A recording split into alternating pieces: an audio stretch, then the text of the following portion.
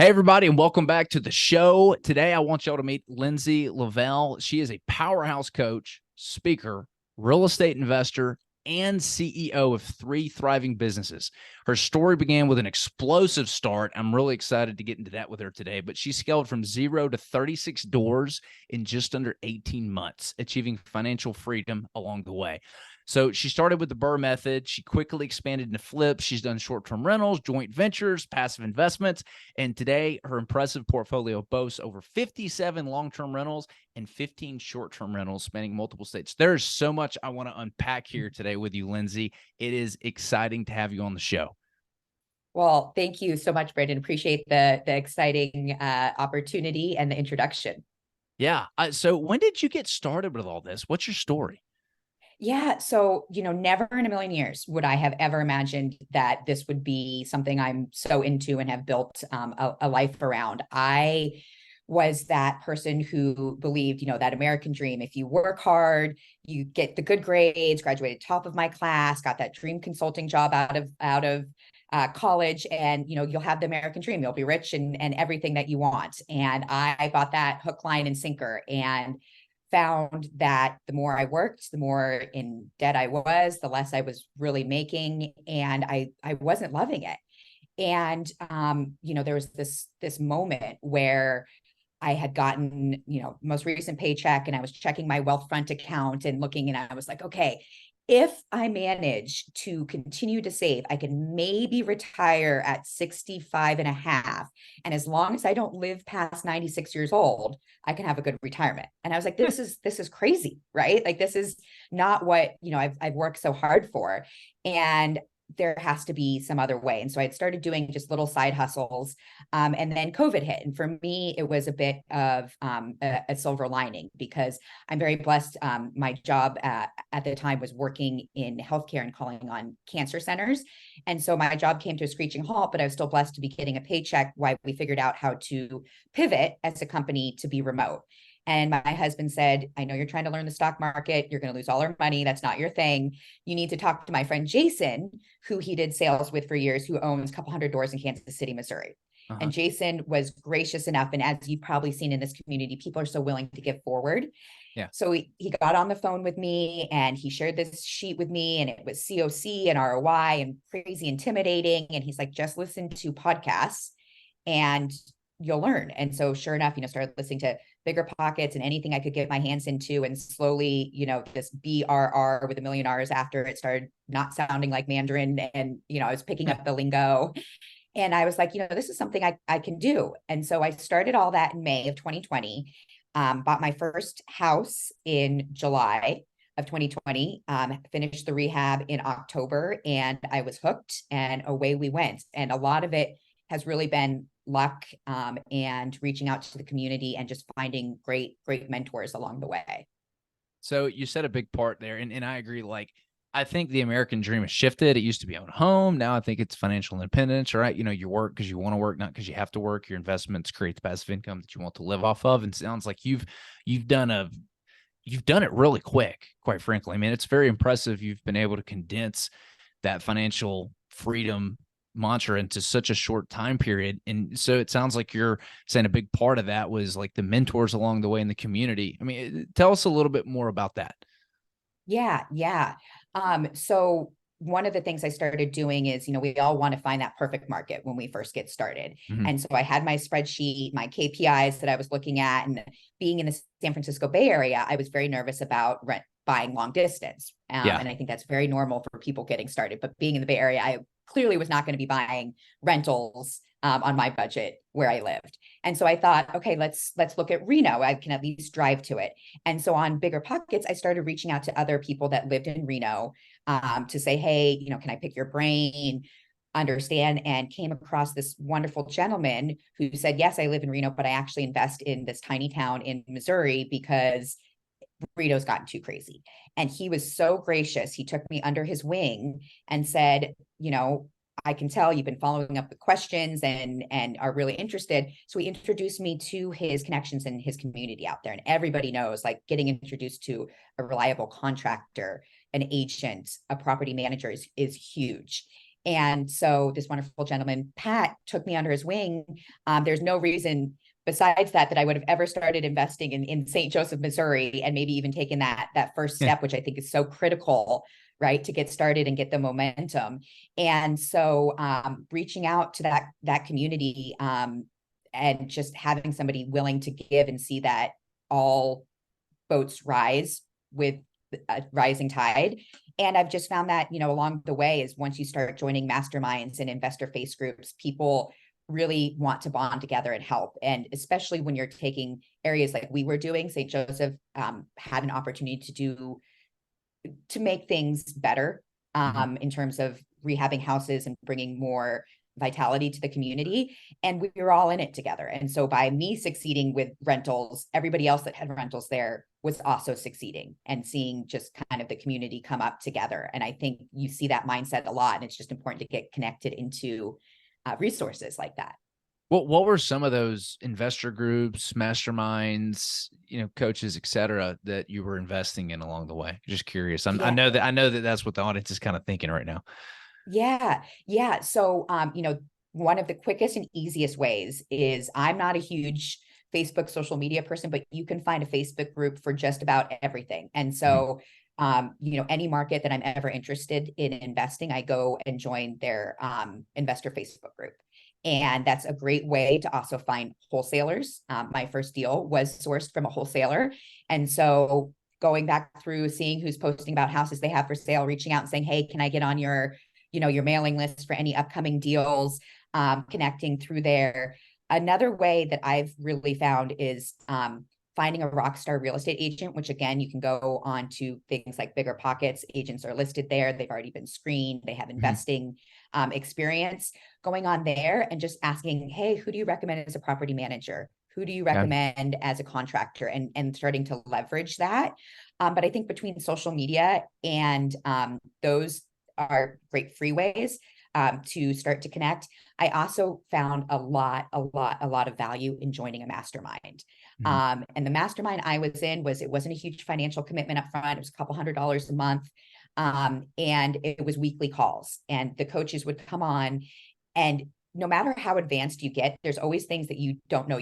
So even hearing people that were just getting started ask certain questions like, oh, I never even realized that. And you learn so much by just being in a room with other people that are at all different levels asking questions. And so I'm a huge advocate for finding, some sort of free community. And then it's really worth it, the money and kind of lightning speed jump it gives you to invest in yourself, to join a mastermind or work with a coach or something like that. And then along the way, as I've grown, I've found coaches that I hire one-on-one for where I need particular strength to be built up. I can't preach enough how instrumental coaching and masterminds have been for me personally. It's just crazy to me. I cringe every time I have like a friend or family member that's like, oh, I don't need to pay anybody. I can figure this out myself. And I'm like, dude, if you have no clue how much more money it's going to cost you because you're going to figure this out yourself. And you don't see the light until you're a part of a community of people who are doing what you're doing and have figured out little things you haven't. You don't know what you don't know. That's your biggest risk when you're trying to go down this path. Right. Being in a mastermind and understanding one little, clause that you put, as is or assigns, depending on, if you need to sign it to somebody else, if you can't pull through the deal. If I hadn't learned about that, it would have cost me $10,000 in just one deal. Yeah. That was shortly came after that, or assigns. There we go. That's the one I'm thinking of. Yeah. But pays for itself. For that, couple $100s I was paying that month. Huge. I want to get into something that would be really scary for me, right? We do all of our own developments locally, and we do it for a reason because we can go out, see it, touch it, and feel it, and we know this market really well. I've been here for over a decade. How in the world are you doing this? What is it? The BRRRR strategy remotely, right? You're buying it, rehabbing it, renting it, and then refinancing it. Like, how are you able to do that remotely? Because that would seem for a lot of people to be very, very scary, especially for doing their first one. Yeah. Yep. So, I think two key aspects. First, baby steps, right? So I never recommend that anybody goes in and they're doing a full gut. that's probably going to set you up for disaster. And so, you can force value and do a BRRRR with cosmetic, right? You may not be forcing hundreds of thousands of dollars of equity, but you are still able to successfully do that, get most or all of your money back out. So, set yourself up for baby steps for the first one. And then the second one, the key is having an amazing team set in place. And I have really liked markets, but if I couldn't build a team, which for me always starts with a rock star real estate agent, I didn't go into those markets. And I think one of the things you have to get over, and like I mentioned, I was always a straight A student and worked hard, and it felt like cheating sometimes, delegating and giving tasks and trusting and relying on other people. And you really have to do that. Now you have to make sure you do all your work up front to vet and make sure that these are people that really are going to follow through. But once you've built your team in those markets, you can do it anywhere. And like I mentioned, finding that rockstar real estate agent. So again, going to sources, getting referrals, and then knowing the right questions to ask, making sure they're investor savvy, or our investors themselves have worked with them. They really should be able to dial you into everybody else that you need in the community. And then also going to your Facebook page, the other people you've met, asking for references, checking. So much can be done on the internet remotely now these days that it's really, I think the biggest hurdle is just that confidence and trust factor you mentioned. Yeah. What does the team need to look like? Yeah. So first, number one, the agent is the nucleus for me. If you're going to be doing a BRRRR versus a turnkey, you need your contractor. And I am going to say that is always probably the trickiest part. And that's probably the one interesting thing in the community that people are so willing and ready to share, but sharing a good contractor's information is a little bit trickier. So, just finding that, because they're worth their weight in gold and nobody wants their contractor spread too thin, right? Yeah. So making sure that you can find that. Now, if you are doing cosmetic BRRRRs, which is where my sweet spot is, paint, flooring, little fixes up, putting in new appliances, I think it's a lot easier to find and source than doing a full gut and, new plumbing, new electric, all of that. Next comes your property management company, and they're going to be key to have in place almost immediately too, because they're going to help you understand the vacancy rate, what kind of rent you can be expecting, and all of that's critical for running your numbers, right, before you buy a house. So having those people in place in addition to your agent. And then after, as you've started to build a little bit, the more peripheral part of your team, your CPA, your legal advice, your accounting, but that does not have to be in place right away. I think the main people are your agent, your property manager, and your contractor if you're going to be doing a BRRRR. Okay. How do you incentivize agents if you're renting it and not listing it? Yeah. So agents, you're still going to be buying from them, essentially. So they are, when you first engage with them, you are working with them to find the property, to buy the property. So that's why it's important to find one. Markets I haven't gone into haven't worked because they weren't willing to help me go look at off-market deals, right? And so that's where, if I am buying from a wholesaler, I always work it out. Hey, here's going to be what I pay you directly as commissions for buying this off-market, for you being my eyes, ears on the ground. Maybe it's my property manager that's doing that sometimes, but always work out something where we all should be compensated for our time and our expertise. So just making sure that you have that in the understanding up front. And then for most agents, especially if they've worked with investors in the past, they realize we're repeat customers. So, in lots of my markets, I've gone back and used the same agent to buy 3, 4, 10 homes from. Wow. So, they're often incentivized in that sense. But to your point, when it's being listed for rent, that's where the property manager comes into place and is incentivized to work with you. So the agent's really mostly for acquiring the home. And then when you go to spin off any assets, and then the long-term day-to-day is the property manager. So those are the two roles that those key players have in your team. Yeah, so it's absolutely crucial for this to succeed. You've got to have those right partners. You've got to have a good contractor. You got to have a good agent. You've got to have the property management company and the title company as well. Without those things, I mean, I could see that because I'm imagining right now. I'm like, dude, if I did not have my current title company and my current agent, yes, life would be so hard. There's certain parts of the business that I take for granted. Selling and doing all the houses is definitely one of those. And I'm like, oh, thank God I didn't vertically integrate that part of the business, like the paperwork and dealing with the buyers and all that. I'm like, no, I don't want to do that. So super thankful for my agent there. She's worth her weight in gold. Shout out to you, Ashley, Cord Real Estate, if you're listening to this. So, all right, so you've got your team in place and you've done your market research. At this point, you're getting a level of comfort with the rise in interest rates. I know that has had a huge impact on cash flow. How are you navigating and evaluating deals now that interest rates have gone up so much, and thus your your monthly mortgage payment? Are deals still penciling for you? Yeah.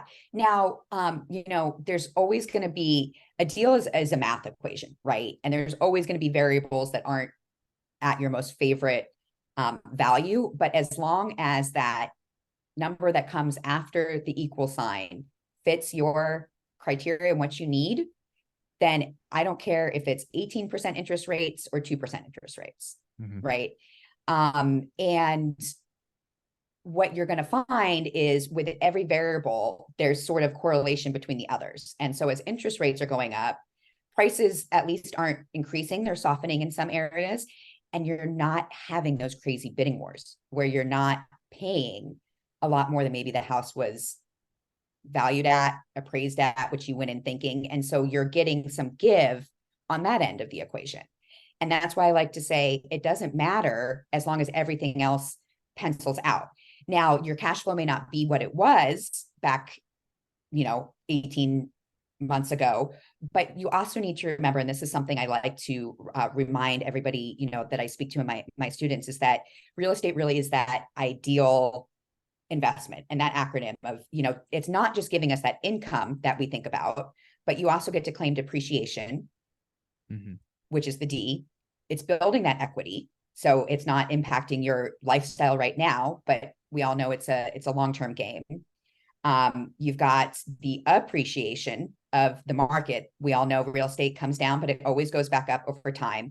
And then there's the L and leverage. And you cannot go to Tesla and say, hey, I want $100,000 worth of your stocks, but I'm only going to give you $20,000 down and I want the full asset. You can't do that with anything else besides real estate. And it's such a beautiful thing that we have access to with our banking system. And so I just stress for people in times like this to think of the bigger picture, not just the money they're getting in their bank account at the end of the month. Somebody's still paying down your mortgage. You have to think of everything else. Now, should you go buy something that's a negative cash flow? No, I wouldn't advise that. But if it's not, more than $100, $200, but you have confidence of where that market and everything's going, the opportunity cost of waiting and trying to game the market is going to cost you so much more than getting in and just realizing that things evolve. Yeah, I'm so frustrated with my parents right now because I'm trying to get them to move to Nashville. They're like the last piece of the puzzle that I want to get here. I got my sister here last year, and I'm like, dude, if I can get her and the grandbabies, they have to come. So it's just a matter of time now. But they're like, oh, I'm gonna time the market. We're just gonna wait for things to crash and then go. And I'm like, yeah, we just had a historic black swan interest rate event, and things are on pause. Like now's the time to get in because it's only going to go up from here. You might catch these little blips, and again, they've been waiting for this thing to crash for like 5-6 years now. And I hear a lot of investors, people we talk to, they're like, I don't want to get in. I think right now is a bad time, and interest rates went up. I'm hearing bad things in the news about real estate. I think values are going to go down. And to them, I'm like, all right, what's your stock portfolio look like? Where are your stocks currently at? And they're like, oh, I do. I invest in the VTSAX index fund, and it's at this. I'm like, okay, great. It's at what, 3,000? I don't know what it really is, but 3,000. Okay, cool. It's going to go up and down in the future, right? Right. Well, if I presented you an opportunity to buy it at 1,500 right now, would you? No matter what the economy does, would you do that? And they're like, well, yeah. And I said, well, that's exactly what we do. We're just finding off-market deals, force appreciating the value through rezoning it, through higher density, getting entitlements in place, et cetera, et cetera. And force appreciating value. I don't care what real estate prices do, as long as I can be significantly below what that fluctuation is, it doesn't really matter. Right. Exactly. And people forget, the only time it matters is when you buy, to your point, and when you sell. So as long as you don't get yourself in a situation where you have to sell it at a price that isn't ideal, because, but you've run your numbers right, you've gotten your confidence, you can have rent. It doesn't matter if the value shoots up or shoots down. So, and people just tend to forget that. And to your point, people buy stocks knowing they're volatile and they're going to go up and down. And it's interesting to me that we have such an adversity towards that in the real estate market. And one final comment on that, when I started buying was the beginning of the pandemic, and everybody told me, you're crazy. It's going to crash. It's going to be a tsunami of discounts and deals. What are you doing? What are you doing? If I had waited, I probably would have never gotten into it. I wouldn't be here right now. You can never time the market. The best time to have bought is yesterday. The second best time is today. Yep, 100%. I'm curious, let's say you've got your team in place that you mentioned. What are the top mistakes that you see people who want to pursue this strategy make when they're trying to do what you've done? Yeah. So I think first and foremost, analysis paralysis. There is no perfect market, right? There are bad deals and there are good deals, but no market is going to be 100% perfect. So I always say, give yourself an action line. I don't like the word deadline, but an action line, and just say, I'm going to do my research. And after, 6 weeks, 8 weeks, whatever, I'm going to pick a market and I'm going to start working and pursuing in that, because the biggest thing you need to do is to take action. And I think letting yourself get stuck in analysis paralysis is the number one mistake I see. And it's so easy to do that to yourself. But another easy one to get out of if you really just are mindful. Second, how do you break out of that though? How do you break out of analysis paralysis? Because we've all suffered from that. Yeah. I think that's really accountability, whether it's another investor that's holding you accountable to taking action, working with a coach. That's huge. I mean, my job as a coach, the number one thing I do is making students continue on with their steps and taking action. And three, I think a lot of people sometimes creating what it's going to look like on the other end. We're so afraid of that fear and what could happen to get there that we lose sight of why we're doing this in the first place. And just remembering why we're doing this and putting everything, all your systems in place so that if things do go sideways, hey, you may lose something, but it's not going to leave you in a bad spot. So really being mindful of what you can put into it, and then just setting that fear aside and moving forward to that goal. What do you think of this idea? I love all those recommendations. Here, this is what's worked for me, and I want to hear your opinion on this. So, like my brother and I, we entered a bet to see like who could lose 15 pounds the fastest, and so we both had to Venmo my sister $1,000, and so we had some money on the line, and then a portion of it was going to go to, I think it was like the opposing political person's party if like we lost, and it's like, and like he wasn't politically motivated. So I was like, maybe I'll just, send it to your ex-girlfriend or something. I don't know. I can't remember what I said, but what do you think that's a good idea? I love that. I think that is super creative and wonderful. And we all know when we have money on the line, it's that much more motivating. And especially in this situation, because ultimately, why are we exploring and looking at real estate, right? It's to improve our financial situation for whatever our bigger goals are, right? To set up, for our future generations to have more time to vacation, all of that is done by money. And so by putting some of that, where your mouth is, I think that's a great idea. So, sometimes that's even hiring a coach. I paid this person, so I'm going to make sure I get on the calls, or I'm going to make sure I get on the masterminds. I think, and that's having it with a family member and having that ability to personalize it. I love that example. Yeah. I interrupted you. You were talking about the mistakes people make after they have their teams in place. The first one you mentioned was analysis paralysis. Yeah. Yeah. I think the next is trying to find that perfect deal, in the sense of when you find deals that work and they meet your buy box, often you're ready to take action, but you have, okay, there might be something better out there. There might be something better out there.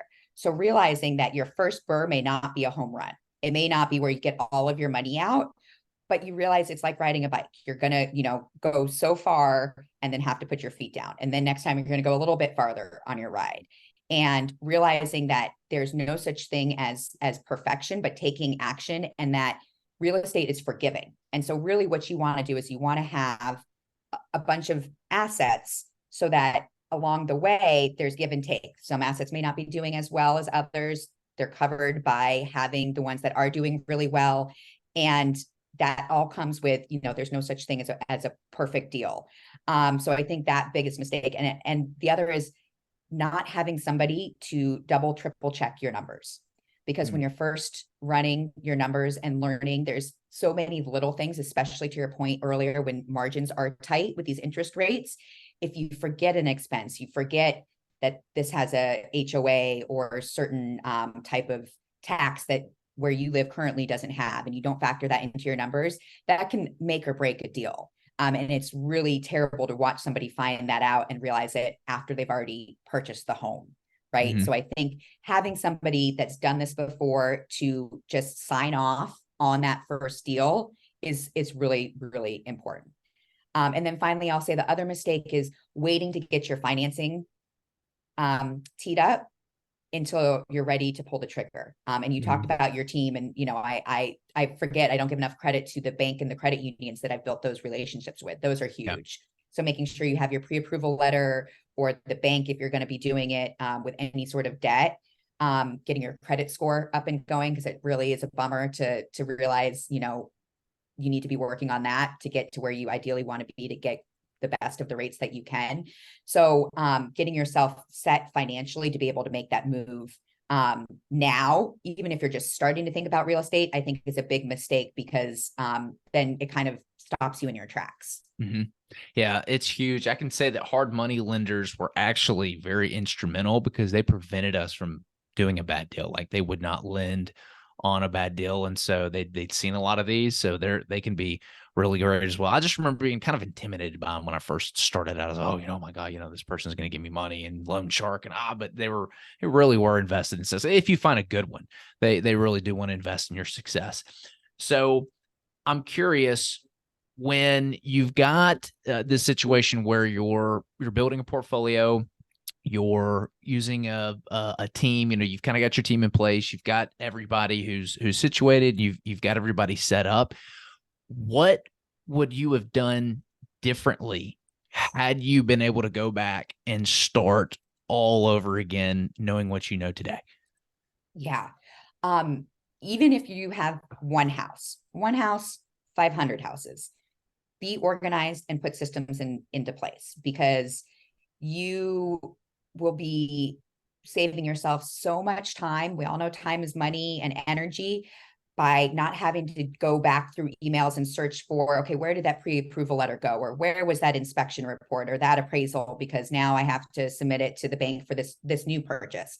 So just setting up like G Drive, G Docs, however you want to use it, a spreadsheet for your accounting. There's also a really great asset called Stessa, and it's literally asset spelled backwards. That's a free accounting tool for landlords. That's amazing.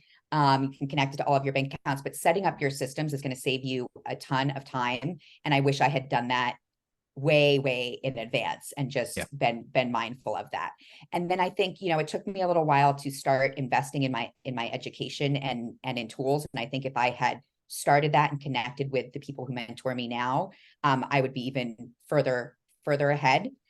And then finally, I think the biggest thing when you're doing BRRRRs is have a solid contract that you use for every single contractor, and a system in which you track their work, track payments owed, and just be very tight on that, because I think that is probably the squirreliest part when you get started, is how to, work and manage contractors. And again, that's a great one to go ask your mentors about. How do they do it? What contracts do they use? What sort of payment plan? But I think definitely going back and getting more advice and having a system and how I approached and communicated with them would have saved me a lot of heartache and time. I love it. I know you like to teach this stuff too. So for those who are listening that want to get to know you, learn more about your system, or maybe even some of your coaching services, where should they go?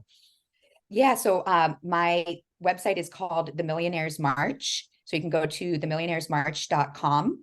And then I also, if you want to connect, have you can go to Millionaires March free strategy session if you want to connect. Like you said, I love meeting people one-on-one. Grab 30 minutes, can help you brainstorm, point you in the right directions, and go from there. All right. Well, make sure that gets posted in the show notes. This has been awesome on managing things long term. I really appreciate you coming on the show today. It was great having you on. Great. Thank you so much. Appreciate it. Hey, we'll see ya. See ya.